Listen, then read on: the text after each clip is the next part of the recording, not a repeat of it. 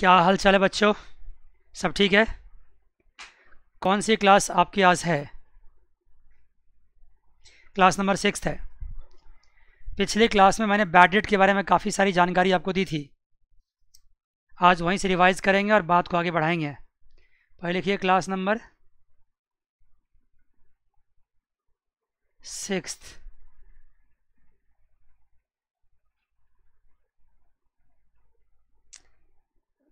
ठीक है जी, आइए टॉपिक लिखते हैं क्या? Bad debt.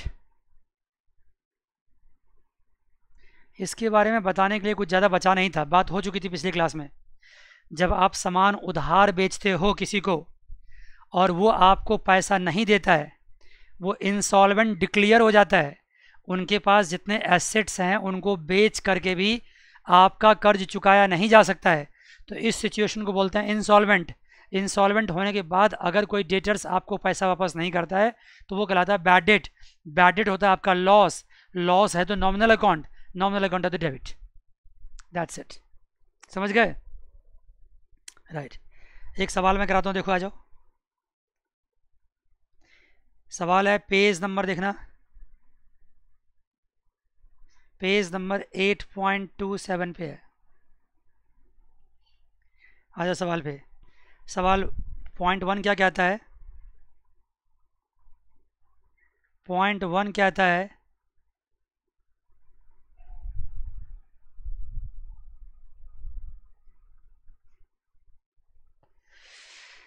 कि 5,000 due from Ramesh are irrecoverable.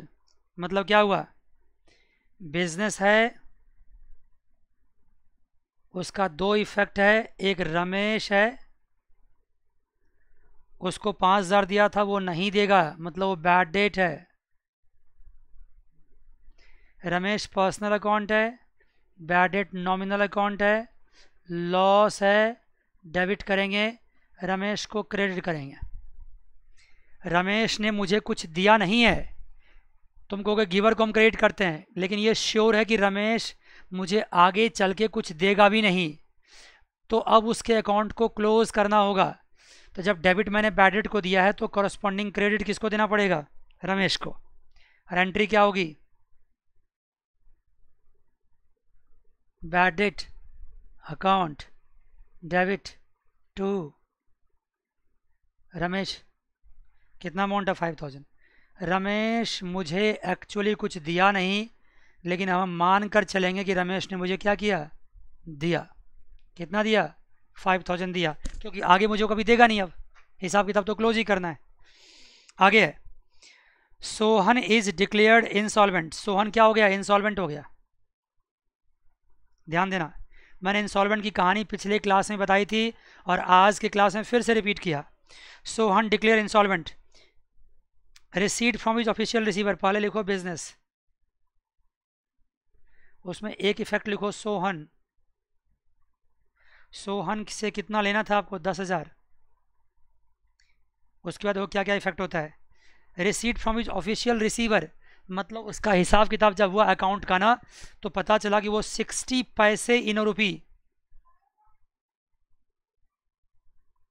पैसे पर रुपी का मतलब ये होता है कि 1 रुपये का 60 पैसे, मतलब 60%, मतलब 6,000। 6,000 क्या करेगा? वो कैश देगा। जो नहीं दे पाएगा वो क्या कहलाएगा? Bad debt. और कितना नहीं दे पाएगा? वो 4,000। अब देखते हो थोड़ी थोड़ी हमारी स्पीड क्या होने लगी है? बढ़ने लगी है, क्योंकि बहुत दिनों से बात चल रही है। सोहन हो गया आपका कौन सा अकाउंट? Personal account. ये हो गया गिवर, एक तरह से गिवर मैं बोल रहा हूँ क्योंकि एक्चुअली दिया नहीं है, लेकिन इसका हिसाब किताब क्या करना पड़ेगा? खलास, क्लोज करना पड़ेगा। गिवर है, क्या करेंगे? क्रेडिट। कैश कौन सा अकाउंट है? Real account. क्या हो रहा है? कम्स इन, क्योंकि आपके पास पैसा आने वाला है, क्या करोगे? डेबिट। बैड डेट क्या है? Nominal account. क्या हो रहा है? लॉस। क्या करोगे? डेबिट। एंट्री तो आप समझ गए क्या होगा? Cash account debit, bad debt account debit to what? To Sohan. यहाँ कितना? 6,000। यहाँ कितना? 4,000। यहाँ कितना? 10,000। देखो ना, कॉन्सेप्ट क्लियर हो तो कितना आराम से आप एंट्री पास कर सकते हैं। आगे इसका थर्ड एंट्री है,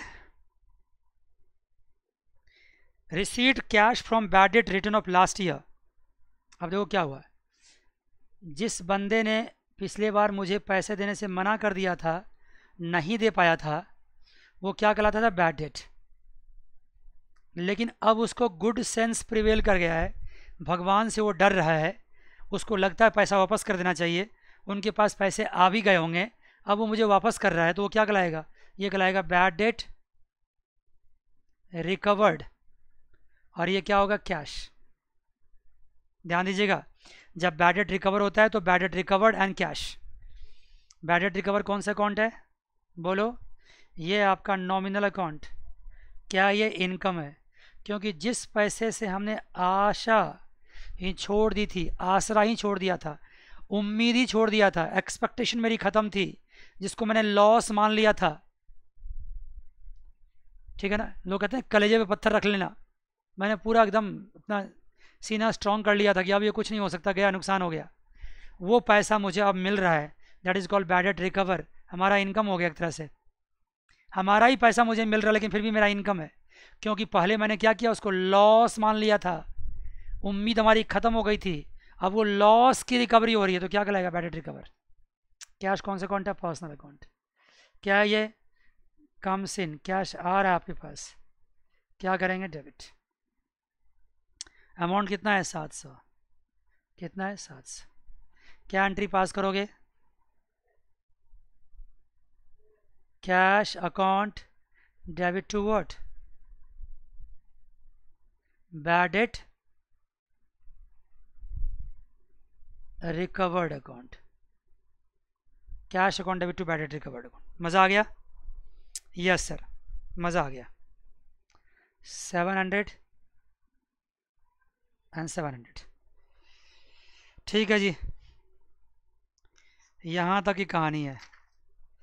आ जाओ आगे बढ़ते हैं हम लोग, अब देखते हैं कुछ और बातें। इन्होंने हेडिंग लिखा है बैंकिंग ट्रांजैक्शंस, मतलब ये हुआ कि जब बैंक से लेन देन होता है, बैंक में जमा करते हो, बैंक से पैसे निकालते हो, उसको बैंकिंग ट्रांजैक्शंस बोलते हैं। कोई बात नहीं, बैंक में पैसा जाएगा, बैंक से निकलेगा, टू बैंक बाय बैंक, ये सब होता रहेगा, ठीक है। दो चार एंट्री मैं समझा देता हूँ आपको। हेडिंग लिखिए बैंकिंग ट्रांजैक्शंस, क्या हेडिंग लिखिए, बैंकिंग ट्रांजैक्शंस।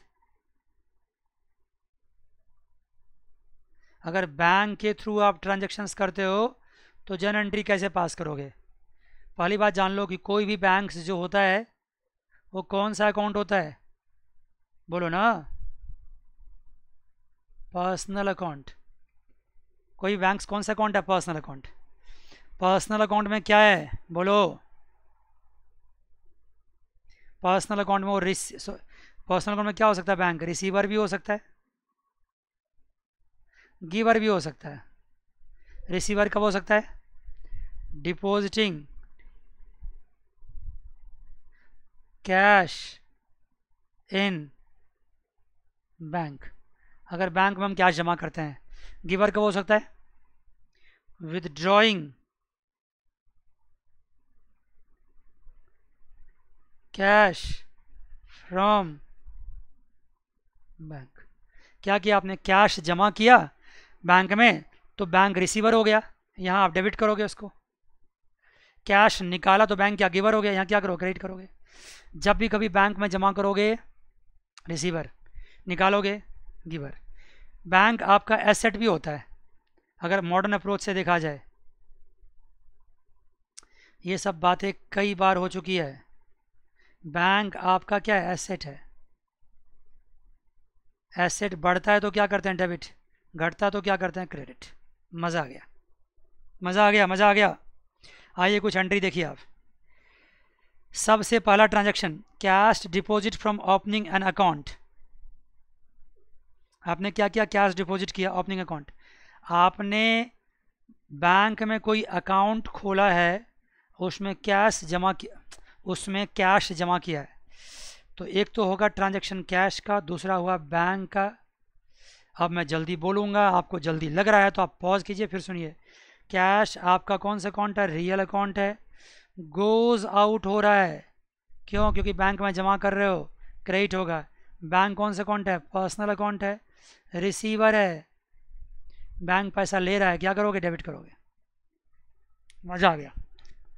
एंट्री क्या होगी? Bank on debit to cash.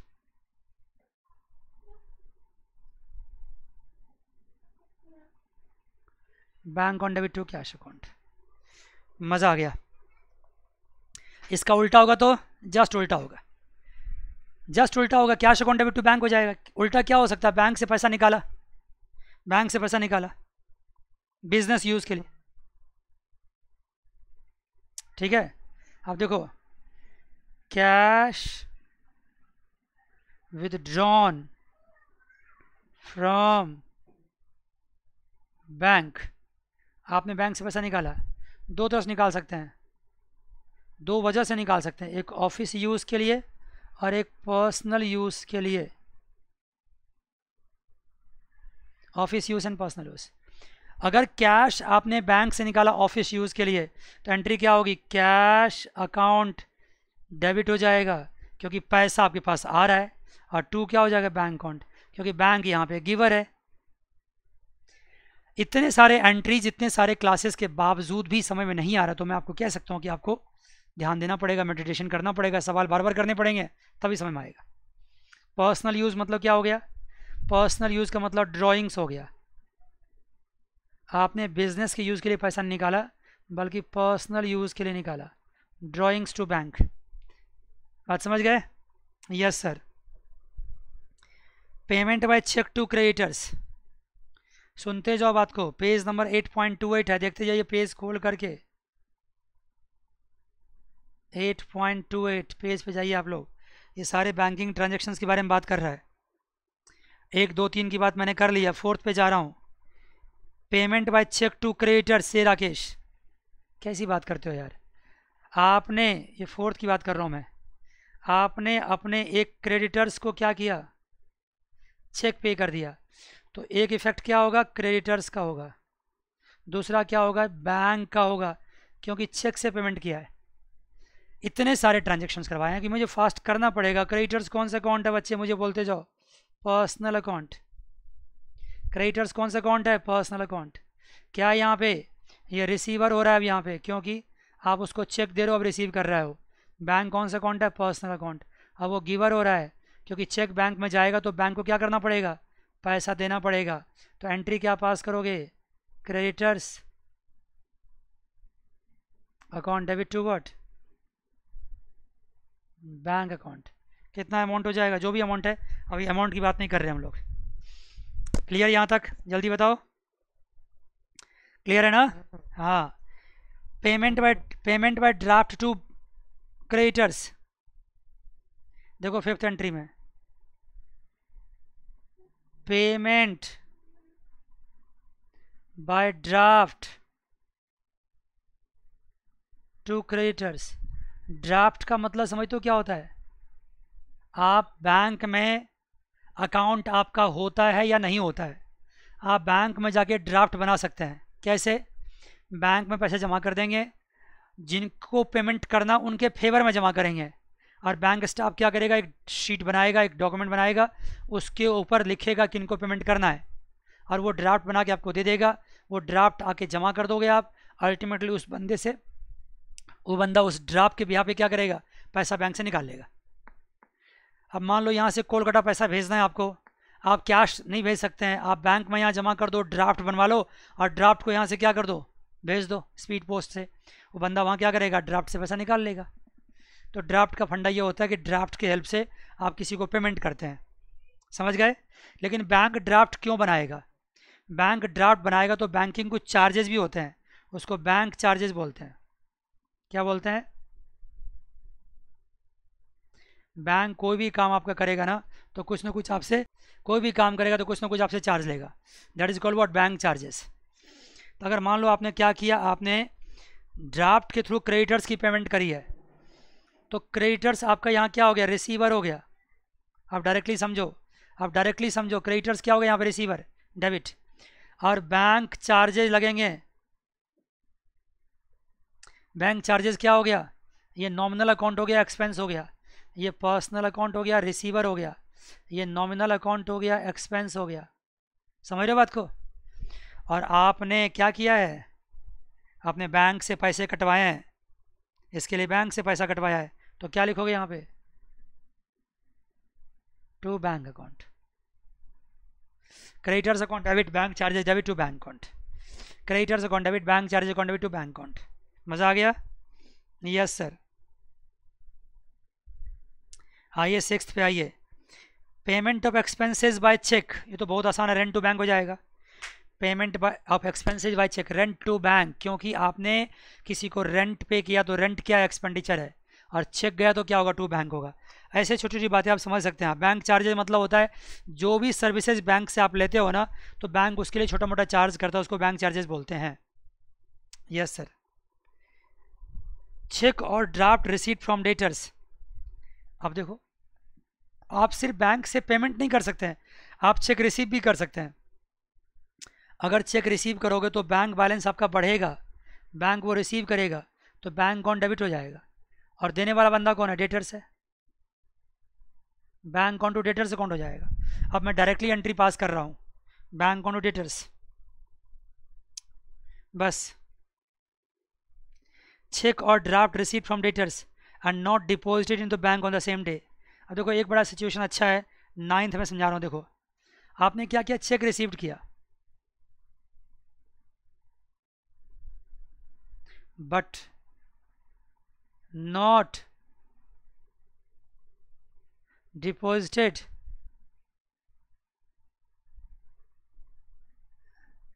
Same day.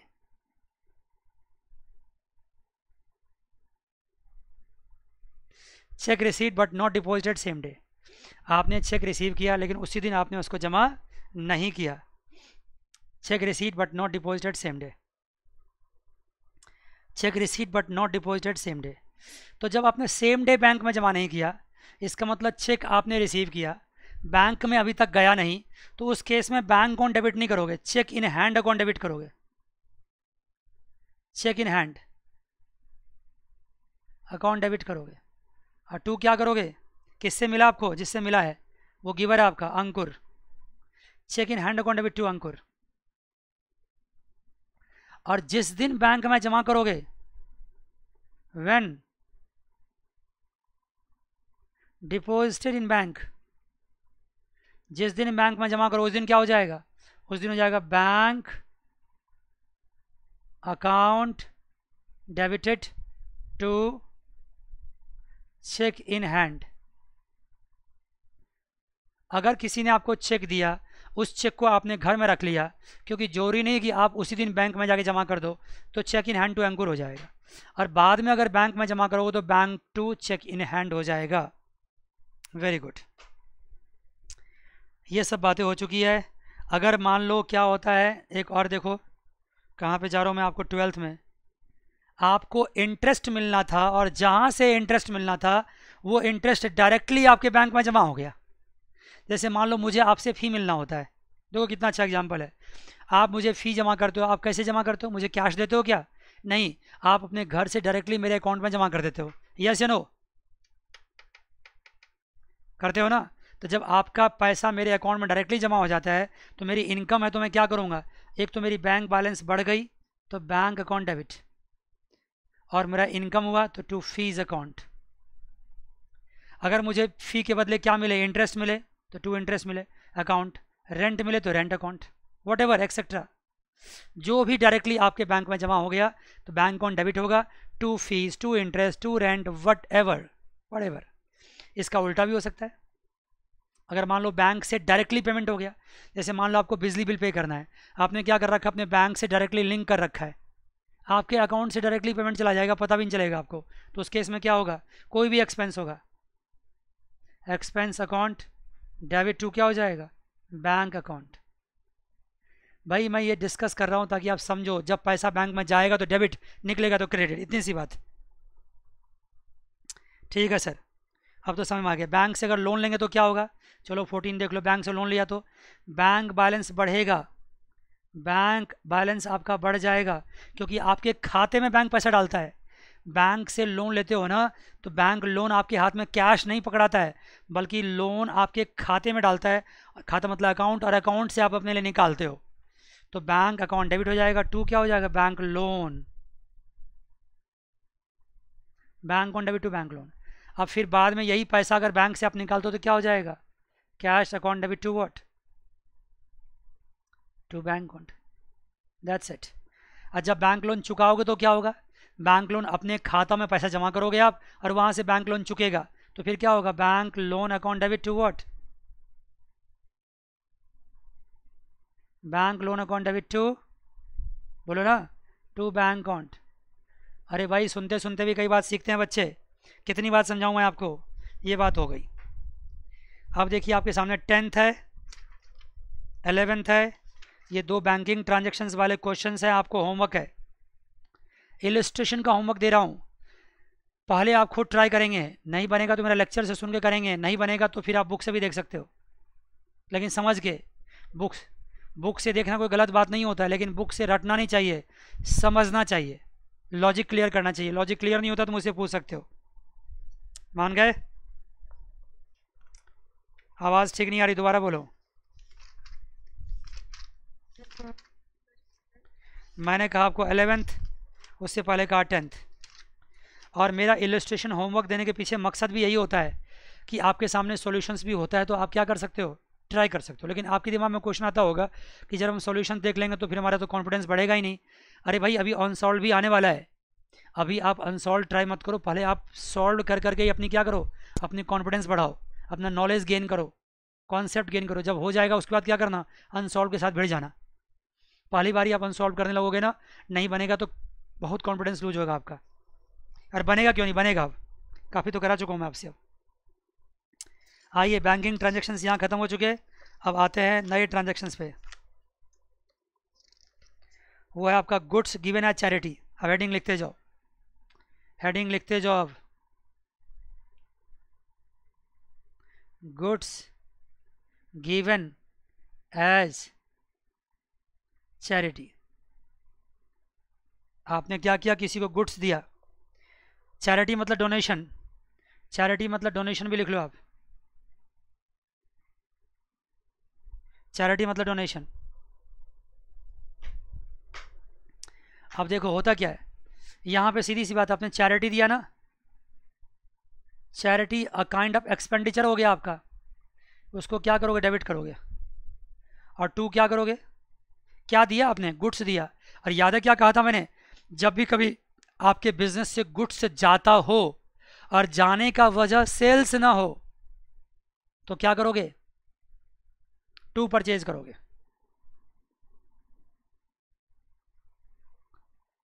याद करो मैंने लिखा रखा है पहले भी, अगर आपके गोडाउन से गुड्स जा रहा है और जाने का वजह सेल्स नहीं है और जाने का वजह परचेज रिटर्न भी नहीं है तो क्या हो सकता है फिर, टू परचेज। इसका मतलब हमारी परचेज की बैलेंस ही क्या हो जाएगी, कम हो जाएगी, परचेज की बैलेंस हम कम कर लेंगे। आइए पांचवा देखिए, अब नेक्स्ट पॉइंट जो है distribution of goods as sample, ये शायद पहले भी हो चुका है। Distribution of goods as sample, आपने क्या किया, अपने गुड्स को सैंपल में बांटा। सैंपल बांटना मतलब एडवर्टीजमेंट होता है, एडवर्टीजमेंट होता है। जब भी कोई कंपनी गुड्स बनाता है ना तो थोड़ा थोड़ा गुड्स क्या करता है, फ्री मार देता है लोगों को एडवर्टीजमेंट के लिए। तो क्या करोगे, फ्री सैंपल आपका खर्चा है, अकाउंट डेबिट। और यहाँ भी गुड्स जा रहा है और जाने का वजह सेल्स नहीं है तो यहाँ क्या करेंगे, फिर से टू परचेज,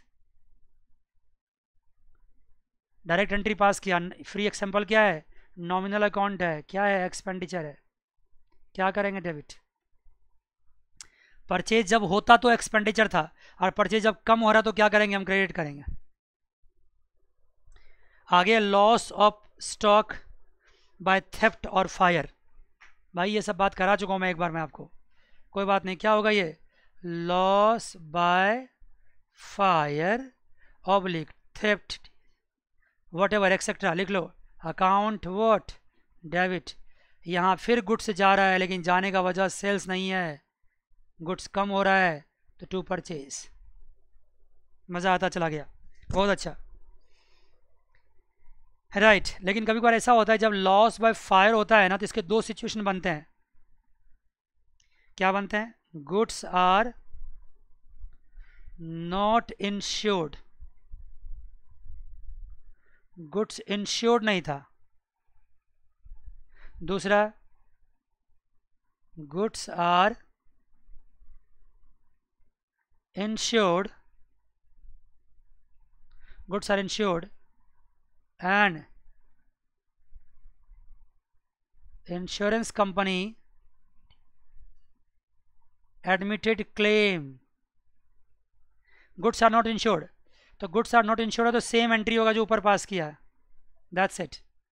मतलब दैट्स इट, कोई एंट्री पास नहीं होगा, एडिशनल एंट्री जो पास कर दिया, no additional entry, no additional entry, no additional entry. क्यों सर? क्योंकि कुछ हुआ ही नहीं है, कोई इंश्योरेंस था ही नहीं उसकी, तो एडिशनल एंट्री कैसे पास होगी? No additional entry, no additional entry. मज़ा आ गया। लेकिन इंश्योरेंस क्लेम हो जाए तो चलो अमाउंट देता हूँ। मान लो यहाँ पे कितना अमाउंट है? 10,000 की है और इंश्योरेंस कंपनी ने 100% इंश्योरेंस क्लेम एडमिट कर लिया, तो एडिशनल एंट्री क्या पास करना पड़ेगा? आपको क्लेम मिल गया तो क्या एंट्री पास करोगे? इंश्योरेंस क्लेम आपको मिल गया, insurance claim account debit to what?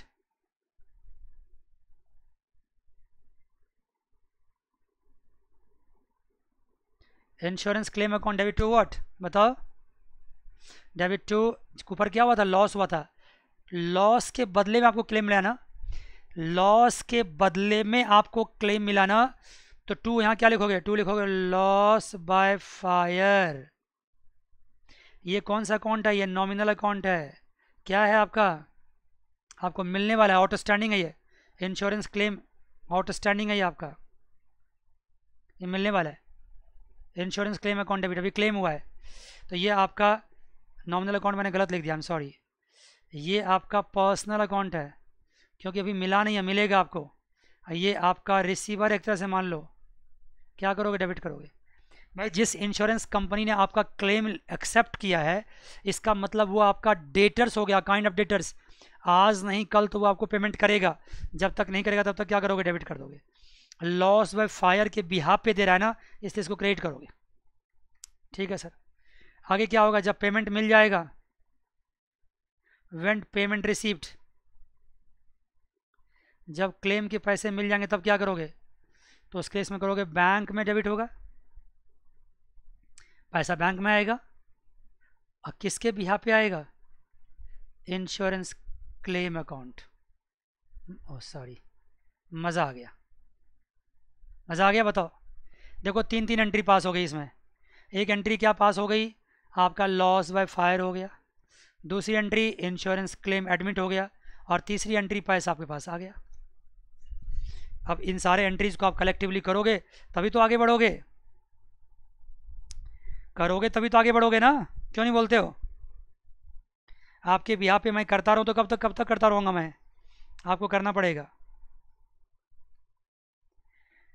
इस पे और भी कोई एंट्री आएगा तो मैं कराऊंगा, वो चिंता मत करो। एक सवाल ऐसा लूंगा मैं जिसको फुल फ्लेज्ड मैं करवाऊंगा फॉर्मेट के साथ, लेकिन वो तब होगा जब आप सारा कुछ सीख लेंगे, कौन डेबिट कौन क्रेडिट, कहाँ क्या कैसे क्या, तब जाके फॉर्मेट के साथ सब कुछ होगा।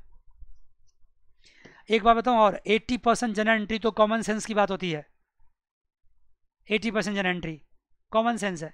कोई भी एसेट परचेज किया डेबिट कर दो, कोई भी एसेट सेल किया क्रेडिट कर दो। 80% एंट्री तो ऐसा ही होता है। पैसा आया डेबिट करो, पैसा गया क्रेडिट करो, एक्सपेंडिचर हुआ डेबिट करो, इनकम हुआ क्रेडिट करो। और क्या कहूँ मैं आपको, पहचानने की बात है सिर्फ। तो आ जाओ ड्राइंग्स पे। 7th एंट्री में, 7th केस में आ जाओ, ड्राइंग्स। ड्राइंग्स के बारे में भी कई बार बात आपसे हो चुकी है। ड्राइंग किसका किसका हो सकता है? Of cash, of goods. भाई ड्राइंग मतलब पर्सनल यूज़, ड्राइंग हमेशा पर्सनल अकाउंट है, क्या करोगे, डेबिट करोगे क्योंकि रिसीवर है। और टू क्या करोगे, कैश ऑब्लिक बैंक, अगर बैंक से निकाला तो। यहीं ड्राइंग्स में क्या करोगे, गुड्स का किया तो क्या करोगे, ड्राइंग्स अकाउंट डेबिट, टू क्या करोगे, purchases account, drawings to purchase. मज़ा आ गया, मज़ा आ गया, मज़ा आ गया, मज़ा आ गया।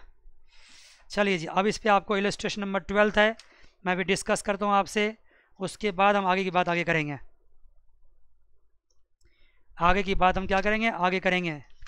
छटपटाना नहीं है, जल्दीबाजी नहीं करना इस चैप्टर में, बहुत ही इंटरेस्टिंग, बहुत ही मज़ेदार है। इसमें खूब टाइम देना है, खूब टाइम देना, खूब प्रैक्टिस करना है, क्योंकि इसके आने वाला चैप्टर बहुत ही आसान होने वाला है। अगर जनरल एंट्री स्ट्रॉन्ग हो गया तो आने वाला चैप्टर क्या होगा, आसान होगा, बेहद ही आसान होगा। ठीक है,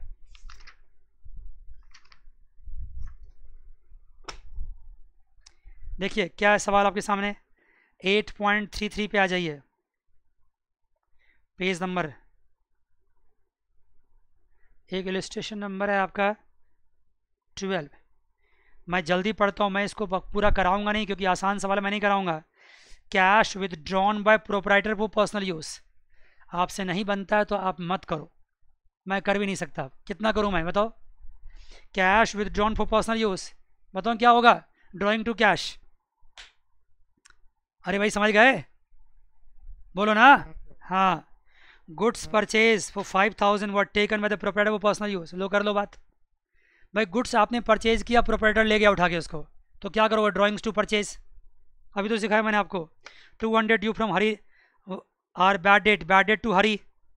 goods uninsured 3,000 purchase cost were destroyed by fire, loss by fire to purchase. Uninsured था, goods costing 1,000 damaged by fire. ठीक है, पहले एंट्री क्या हो जाएगी, loss by fire to purchase. फिर insurance company accepted the claim, 800 का, 1000 का नुकसान हुआ, इंश्योरेंस कंपनी ने 800 क्लेम एक्सेप्ट किया। तो पहली एंट्री होगी, सुन लो, loss by fire to purchase, कितने से, 1000 से, सुन रहे हो ना, loss by fire to purchase. दूसरी एंट्री क्या हो जाएगी, insurance claim to loss by fire, कितने से, 800 से। 200 तो लॉस तुम्हारा हो ही गया फिर भी। और बाद में क्या होगा, क्लेम रिसीव हो गया तो bank account debit to insurance claim, that's it. 3 entry भी पास कर सकते हो, 2 एंट्री में भी निपटा सकते हो आप। Goods given as charity, charity to purchase. Sold household furniture 5,000, proceeds were invested to business. 2 एंट्री है, आपने एक तो फर्नीचर बेचा, आपने फर्नीचर बेचा और कहाँ लगा दिया, बिजनेस में लगा दिया। घर का फर्नीचर बेचा और बिजनेस में लगा दिया। घर का फर्नीचर बेचा तो उसकी कोई एंट्री पास नहीं होगी, घर का फर्नीचर बेचा तो बेचा, लेकिन वो पैसा आपके पास आया तो उसको कहाँ लगाया, बिजनेस में लगाया, उसकी एंट्री पास होगी। क्योंकि हम एंट्री घर का नहीं कर रहे हैं, हम किसका कर रहे हैं, बिजनेस का कर रहे हैं। ये आपको कंफ्यूज करने के लिए ऐसा कर रखा है। ऐसा मत समझना कि फर्नीचर की एंट्री पास कर देना, नहीं नहीं नहीं, वो घर का फर्नीचर था, घर के फर्नीचर की एंट्री बिजनेस में हो ही नहीं सकती है। वो मन मन में कर लोगे, कितने का फर्नीचर बेचा, 5,000 का, ठीक है जी। अब जब बिजनेस में लगाओगे तो क्या होगा, कैश टू कैपिटल होगा, क्या होगा, कैश टू कैपिटल। देखो ना कैश टू, बस देखो ना, 7th एंट्री क्या किया, कैश टू कैपिटल किया। अब आपके दिमाग में आएगा सर फर्नीचर बेचा तो उसकी एंट्री क्यों नहीं पास करी। भाई फर्नीचर कोई बिजनेस का थोड़ी बेचा है, किसका फर्नीचर है, घर का है, तो घर का एंट्री हम क्यों पास करेंगे भाई। ये तो ऐसे कंफ्यूज करने दे रखा है। बस मुझे ये पता है कि घर में फर्नीचर बिका, पैसा आया और वो पैसा कहाँ गया, बिजनेस में, तो कैश टू कैपिटल हो जाएगा, दैट्स इट।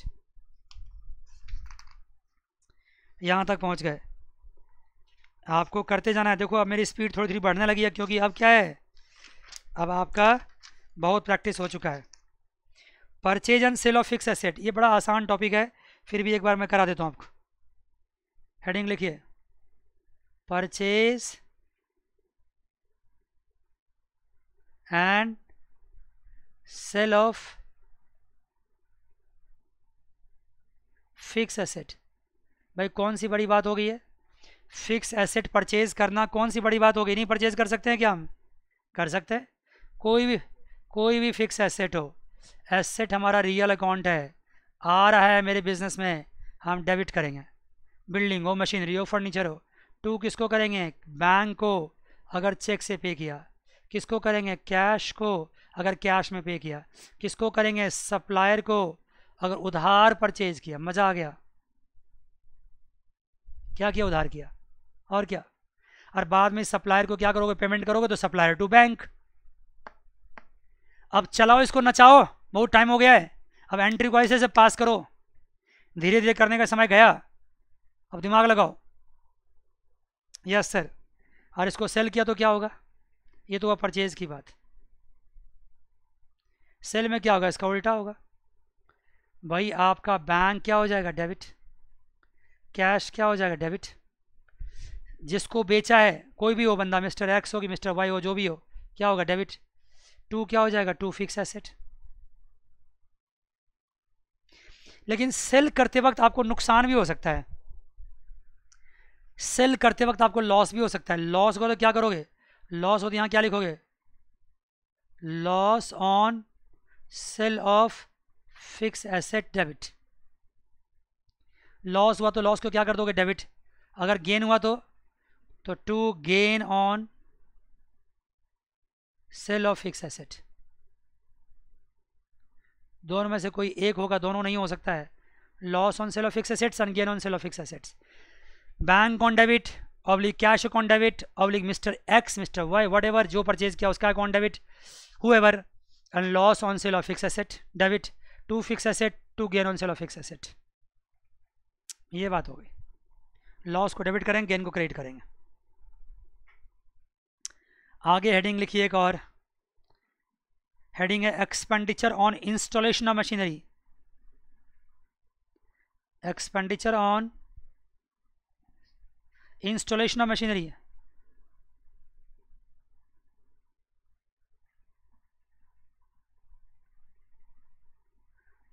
या और क्या हो सकता है?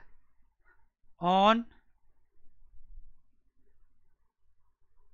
Construction of building.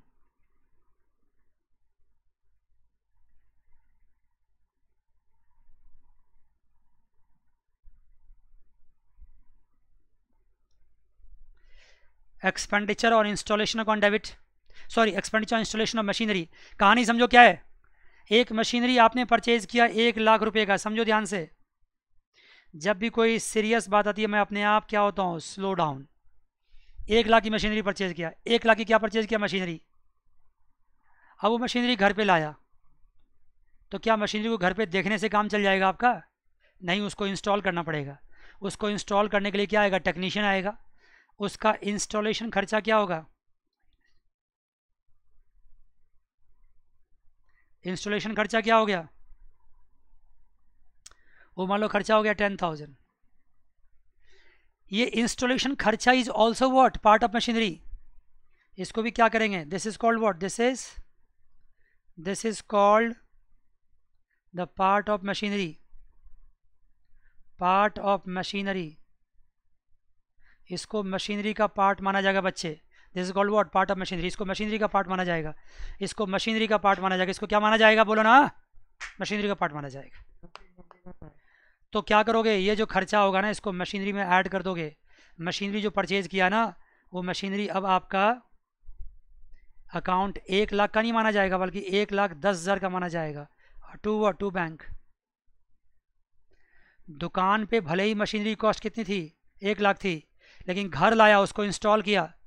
इंस्टॉल पहली बार किया, ट्रायल किया, सब कुछ किया, वो सारा खर्चा मशीनरी कॉस्ट में जुड़ जाता है। लेकिन अगर मान लो एक बार मशीनरी स्टार्ट हो गया, उसको बोलते हैं पुट टू यूज़। क्या बोलते हैं? पुट टू यूज़ मतलब एक बार आपने क्या किया? उसको यूज़ करना स्टार्ट कर दिया। अब वो सेकेंड हैंड हो गया है। अब आगे चल करके मशीनरी में कोई खराबी आएगी, उसको रिपेयर करवाओगे, तो वो रिपेयर कहलाएगा।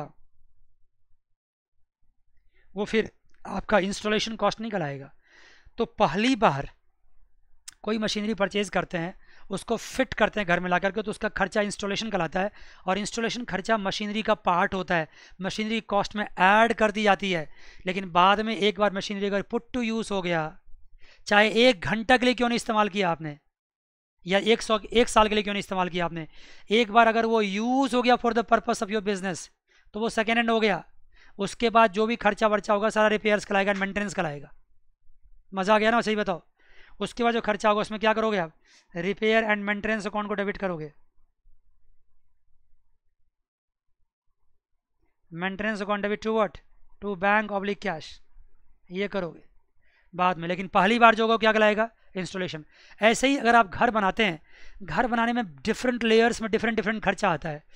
जितना भी खर्चा आपका होता चला जाता है वो सारा खर्चा क्या होता है, बिल्डिंग की कॉस्ट में ऐड होता चला जाएगा। इसलिए उसको हम क्या करेंगे, उसको बिल्डिंग का खर्चा, बिल्डिंग अकाउंट को हम डेबिट करते चले जाएंगे।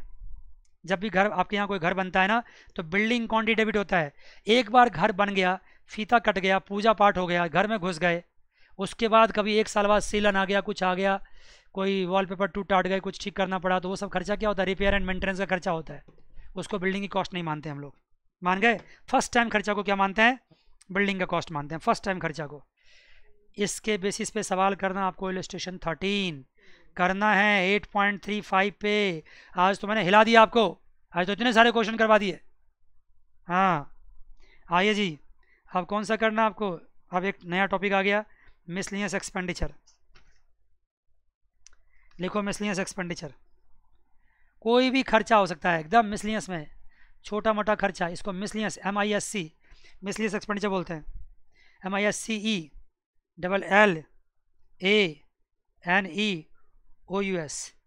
Miscellaneous expenditure. और इसको बोलते हैं सन्ड्री एक्सपेंस। ऐसा छोटा मोटा खर्चा जिसको डिफाइन करना पॉसिबल नहीं है, उनको हम छोटा मोटा खर्चा ही कहते हैं। और जब भी ऐसा खर्चा करते हैं तो क्या करते हैं, हम अकाउंट को डेबिट कर देते हैं, और टू क्या करते हैं, टू बैंक, बैंक से किया तो टू कैश, अगर कैश से किया तो बस इतने से क्या है, इससे ज़्यादा कोई बात और इसमें नहीं कर सकते हैं। इसके आगे कुछ एडजस्टमेंट एंट्रीज आता है, लेकिन आज आप समझ नहीं पाएंगे, ज़्यादा हो जाएगा, हैंग हो जाएगा, हैंग हो जाएगा आपका दिमाग, ठीक है ना। इसलिए अब क्या करते हैं, हम छोड़ देते हैं। आप इतने क्वेश्चंस बहुत ज़्यादा आपके लिए हो चुका है, आप ट्राई कीजिए, ठीक है, और जेन्युइनली ट्राई कीजिए, ईमानदारी से ट्राई कीजिए, मेहनत कीजिए। मेरी सारी शुभकामनाएं आपके साथ है, मैं ऑल ब्लेसिंग्स विद यू। कोशिश कीजिए, क्योंकि इससे अकाउंटेंसी आपका बहुत स्ट्रांग होगा। कोई भी टीचर जो जनरल एंट्री किसी बच्चे को सिखाता है ना, उस टीचर का नाम कोई बच्चा कभी नहीं भूल पाता है। अकाउंटेंसी से मतलब रखने वाले बच्चों की बात मैं कर रहा हूँ। तो अब तो आपकी ज़िंदगी में मेरा नाम तो अमिट हो चुका है, कभी भूल ही नहीं सकते आप, क्योंकि आप कुछ भी करोगे, कुछ भी तैयारी करोगे, आपको हमेशा याद आएगा जनरल एंट्री मैंने ये सब सीखा था। आज के लिए बस इतना ही, अगली क्लास में फिर मिलेंगे। God bless you all, take care, bye bye and see you.